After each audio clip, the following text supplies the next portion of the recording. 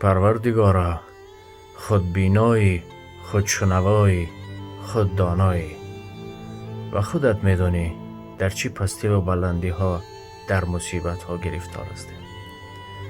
هرچی به فایده ما است بده و هرچی بر ضرر است دورش بگردان. پروردگارا، این ایمان ما به نامش هست که طاقتی هر گونه امتحان ها را نداریم. پروردگارا، بر ما این امتحان ها را سبک گردان. پروردگارا، روزی نیست وقتی که هر چی را میبینیم، مصیبت مردم، داغ روز، تشویش زندگی، که آبی چشم نکنیم.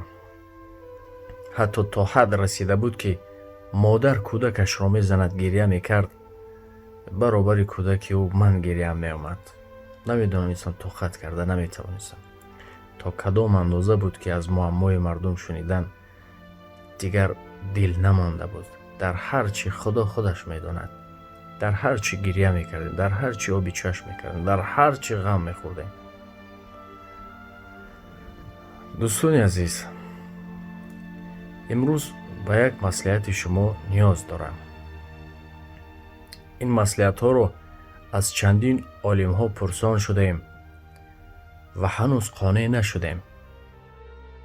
از این سبب میخواهیم که فکر شما رو بگیریم و در همین کار خوب شما را نیز همراه بکنیم.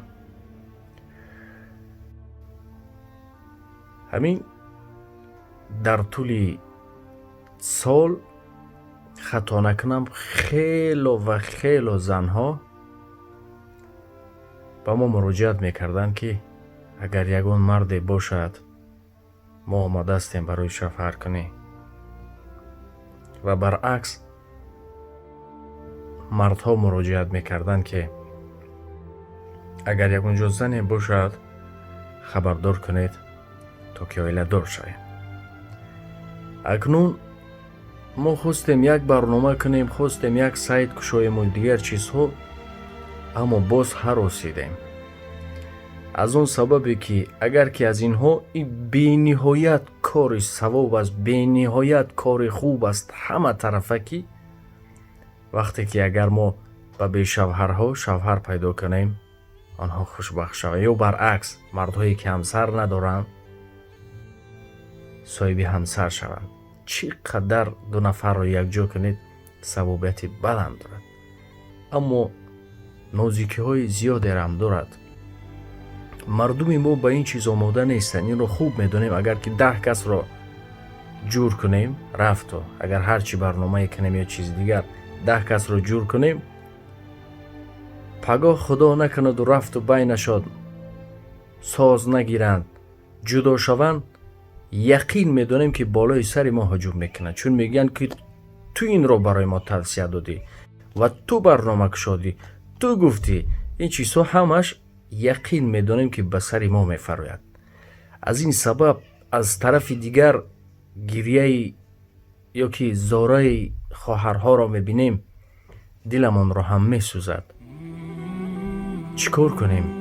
همین هر یک تماشابین، مهم نیست که شما یگون عالم باشید، مهم نیست که شما یگون پروفسور باشید، مهم نیست که فقط فکرتان را نویسید که چیکار کنیم. همه میخواهیم، مقصد داریم که اینها را با یکدیگر ببینن، یا که چندین خواهرهایی که از شوهر جدا شدن یا شوهرشان گذشت یا که همین در خانه پدر و مادر هستند، از جبر همون ینگه ها یا اکه ها چگونه است وقتی که خواهر خانه آمد چقدر مصیبت ها بالایش هست. با فرزند نداشته باشد که بیچاره با عذابش سخت‌تر است. از این سبب چندین نفرها بودن که زاره میکردن، گریه میکردن که کل است، کور است، اگر باشد ما راضی هستیم تا که از همین خانه، از خانه پدر و مادر، شما تصور کنید آنگونه انسان را وزنین میشود، میفراید که زاره میکند که کسی باشد که همین صغیره های ما را، یا که یک فرزند دارن یا 2 فرزند، که همین سرابان چی خدمت رو میکنیم. اکنون چیکار کنیم؟ برنامه کنیم، از این طرفش میترسیم، این طور کنیم، از اونش میترسیم. چی توصیه داده میتوانید؟ هر کسی نباشید شما تماشابین هستید، کوشش میکنیم همش رو بخوانیم، یک علاجی کنیم، اینها رو با هم پیوست کنیم. اگر خیلی یگون اعلان دیم که در فلان جا فلان خواهر است، چند ساله است، یک کودک دارد یا یک دختر دارد، یا برعکس مردی هست میخواد اویله دار شود، اینها رو با هم پیوست کردن لازم. مرامت فکر خود را در همین کامنتاریا نویسید و دیگر چی گویم؟ درسته. خدا نگهبان شما، خودتان را احتیاط کنید. تا برنامه های دیگر ما همین آمادگیمان همه کمی دیگرمان برای فیلم هنوز از آن سبب که برنامه ها کم کرده ایستادیم که دویمو در سفر هستیم، از این طرف آن طرف، از آن طرف این طرف، تجربه آموخته، از کار افتاده ها پرسیده که چگونه یک علاجی کنیم که همین برای مردم تاجیک همین فیلم خاطره‌ای ماند، روحیه مردم بردارد که بدن تاجیک معرفی کند، با چند زمان ترجمه شود و غیره ها. خیلی بیاید سخن بسیار نگوییم، هر کس سخن بسیار گفت کم میکند و کوشش کنیم عملا نشان دهیم. خدا نگهبان شما را دوست می‌دارم و شما را به پروردگار می‌سپارم، چون از هر برنامه، از این برنامه تا به این برنامه نمیدونیم در بین که ها دیگر هستیم که ها نیستیم. از این برنامه میکنیم تا اون برنامه که هیچ کس کفالت داده نمیتونه کدامی از منها هستیم نیستیم. یاد کردن مرگ هم عبادت است. خدا نگهبان شما. این بار عظیم است که بر کوه گران است، این نور درونی دل عاشق نهان است. غافل جز تعظیم خدای تو چه دانی، یک سجده آگه بهای دو جهان است. گنجینه در این عالمی ویران نماز است، توحید بود باده و پیمان نماز است. به سجده به درگاه خدا ره نتوان برد، گر کعبه روانی دریان خانه نماز است.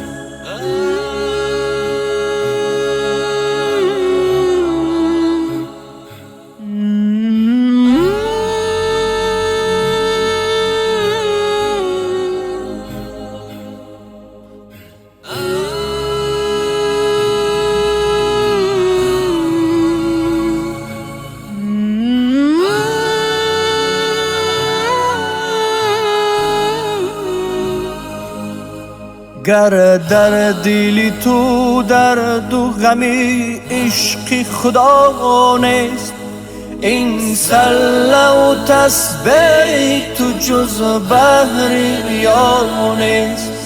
گر اشک زی چشمی تو روان نیست، یقین است که اندر دل سنگین تو یک ذره صفا نیست.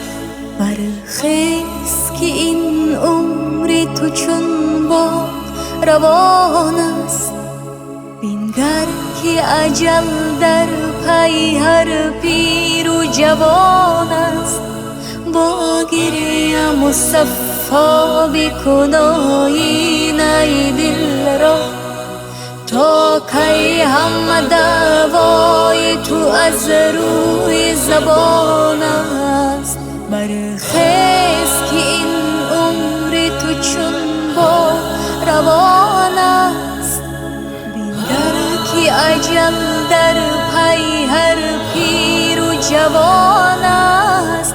با گریه مصفا بکن